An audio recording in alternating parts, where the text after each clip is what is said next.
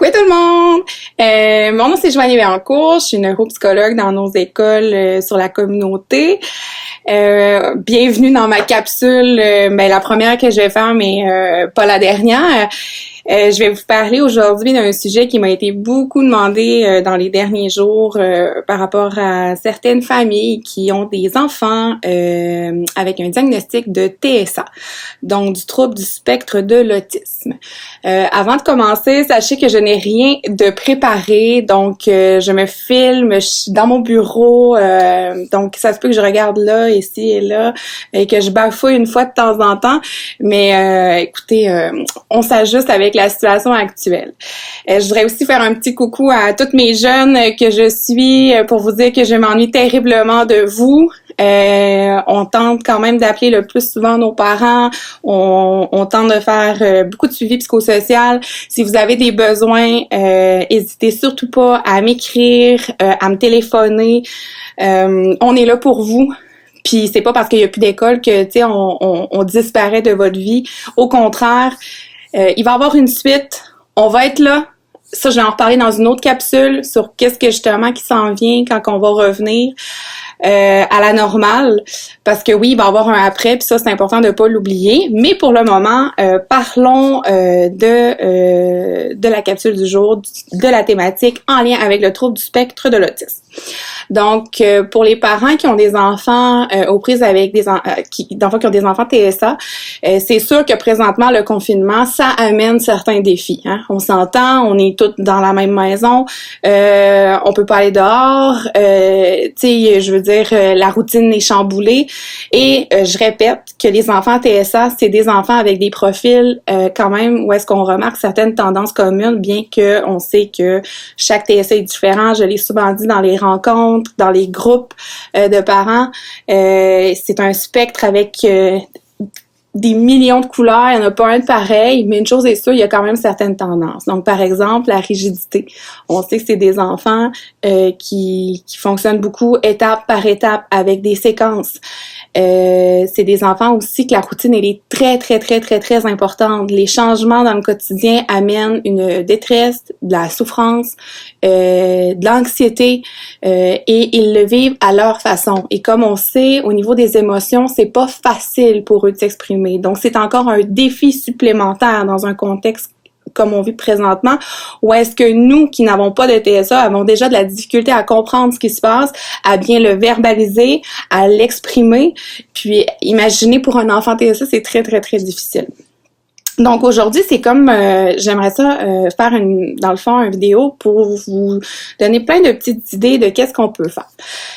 Je vais prendre des exemples dans le fond de parents qui m'ont téléphoné ou que j'ai appelé dans le fond puis qui me parlent de leur situation actuelle.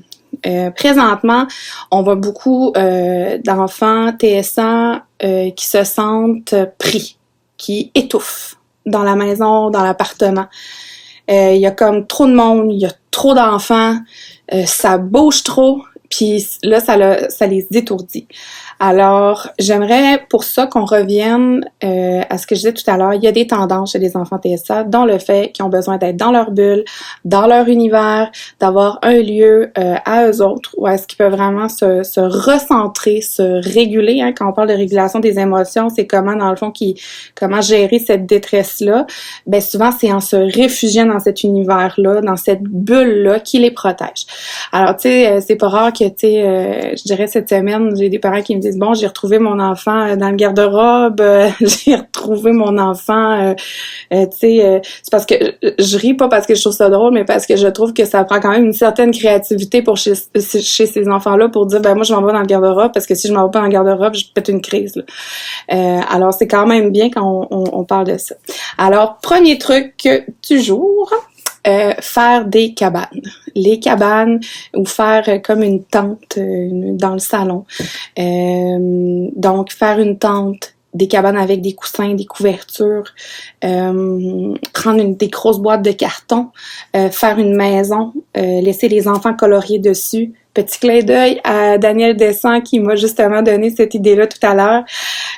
C'est très important que les enfants se sentent en sécurité dans un environnement, puis tu sais, des fois ça peut être juste une table qui traîne qu'on n'a pas besoin, on met des coussins en dessous, on met une grosse doudou par-dessus, puis on laisse une petite ouverture quand même pour que le parent puisse jeter un coup d'œil, c'est sûr. Et on peut tout faire là-dedans, là. Tu sais, pour les enfants TSA, c'est génial parce que c'est leur environnement et les autres enfants peuvent en faire aussi. Tu sais, c'est ça qui est plaisant, c'est que ça peut devenir aussi toute une tente pour toute la famille. Dans cette tente-là, pour les TSA, ne pas oublier de mettre tout ce qui peut les aider. Couverture douce, des choses qu'ils aiment manger, des tangles, des aides sensorielles, des boules molles là, comme souvent mes parents que j'ai vus dans mes bureaux, que j'ai dû vous parler souvent, tout ce qui peut, dans le fond, les aider à se réguler, là. Il y en a que c'est l'espèce de slim, là, faire de la glu, là, ça les aide beaucoup. Il faut donner à ces enfants-là tous les outils possibles pour que ils se sentent bien dans cet environnement-là. Donc, dans une cabane, des couvertures douces. Il y en a même une qui a proposé de mettre des lumières de Noël qui clignotent dans la cabane ou autour. En tout cas, je trouve que c'est des idées extraordinaires. C'est très agréable aussi de le faire en famille. Ça peut devenir vraiment une belle activité à faire ensemble. C'est aussi le moyen, tu sais, les parents, vous pouvez faire, tu sais, vous pouvez prendre le repas dans cette tente-là. Tu sais, vous pouvez vraiment, là, ça peut devenir vraiment quelque chose de très, qui vous regroupe tout ensemble. Mais c'est sûr que c'est important que pour l'enfant TSA, qu'il puisse avoir cet espace-là à lui tout seul.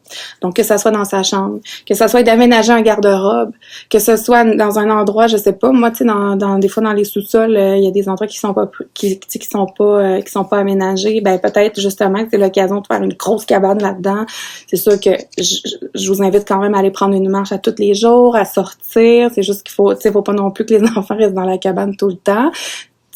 Mais c'est important quand même qu'ils puissent se sentir en sécurité dans cet environnement-là. Je vous rappelle aussi ce que je vous dis souvent, évitez, tu sais, quand vous êtes sur le bord de perdre patience, là, mes parents, que j'aime tellement très, très fort, allez prendre une marche, allez faire un tour de voiture, essayez de parler à vos enfants plus vieux pour demander de garder, allez décompresser, parce qu'on sait que quand vous criez, quand vous haussez le ton, les enfants TSA qui ont de la misère avec le bruit, ça peut être perçu comme quelque chose de très, très, très agressant. Puis je sais que c'est pas de votre faute, là. On est tout en temps on s'adapte, là. C'est vraiment pas évident pour personne.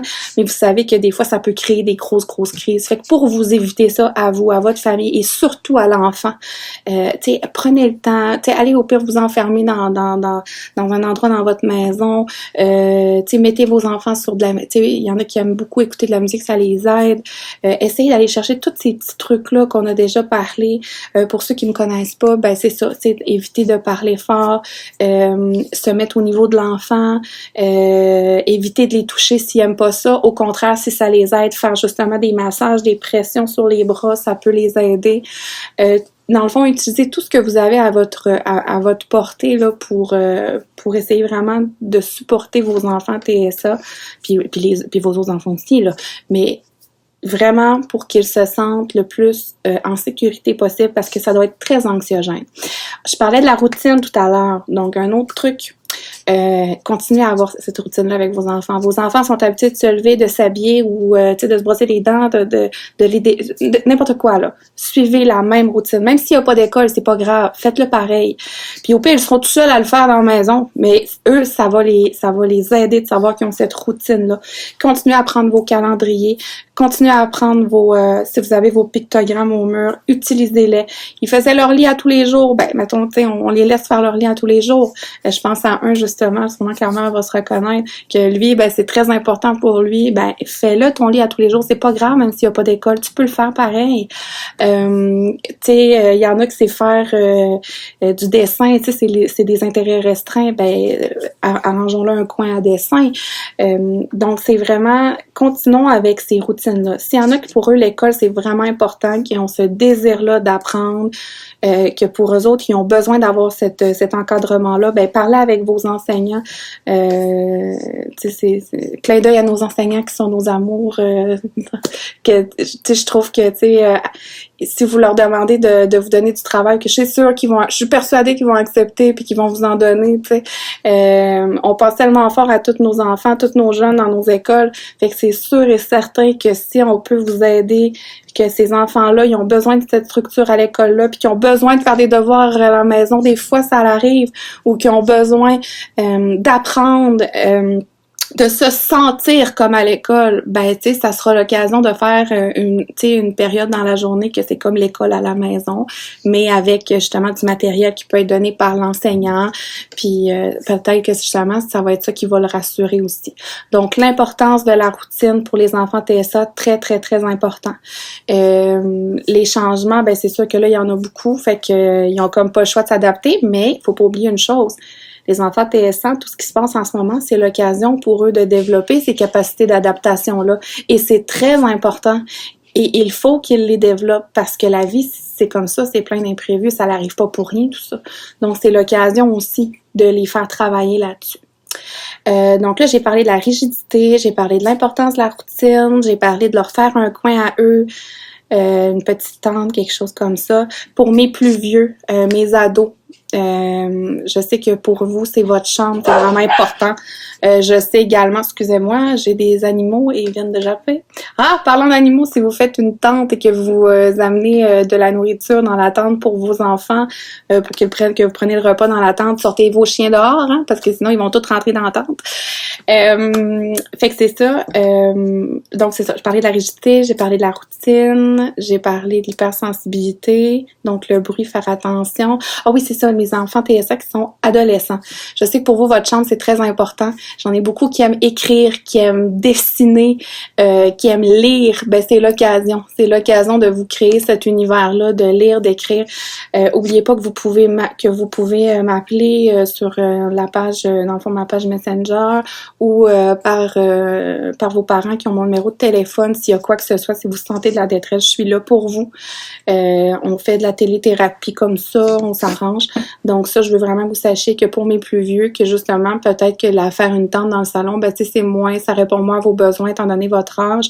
Ben peut-être que vous avez plus besoin de ces services individualisés-là, ben je suis là pour vous. Oubliez pas, on est toutes là. On reste là quand même, on peut vous offrir des services là. OK. Donc, qu'est-ce qui me manquerait à dire? Je pense que ça fait quand même bien le tour. Je pense que vous avez quelques petits trucs. Puis, si vous aimez ça, ben, dans les commentaires, n'hésitez surtout pas à me demander s'il y a des choses que vous aimeriez savoir d'autres. Ça serait quoi vos besoins? Ce serait quoi les thématiques pour les prochaines capsules? Et c'est sûr que, tu sais, prochainement, j'aimerais vraiment ça, qu'on puisse voir, tu sais, comme, qu'est-ce qu'on peut faire justement à la maison, là. Parce que le cerveau, c'est un muscle. Et il faut continuer à le muscler pour qu'il continue à être fort, même dans cette période de crise-là. Donc, il y a des choses à faire. Et je pense que ça peut être intéressant aussi qu'on puisse en parler comme ça. Mais pour le reste, je veux juste vous dire que on est toutes là-dedans ensemble. Je suis sûre qu'on va en sortir plus fort. Je vous aime beaucoup. Je tiens à vous, chères familles, chers enfants. Prenez soin de vous. Puis si vous avez besoin, on est là pour vous. Et de la part de tout le secteur éducation, on vous aime, vous êtes important. Prenez soin de vous. Écoutez-vous. Et si vous avez besoin, n'hésitez pas une minute à venir nous voir ou aller voir les premières lignes, à appeler. On est là. Bye bye tout le monde.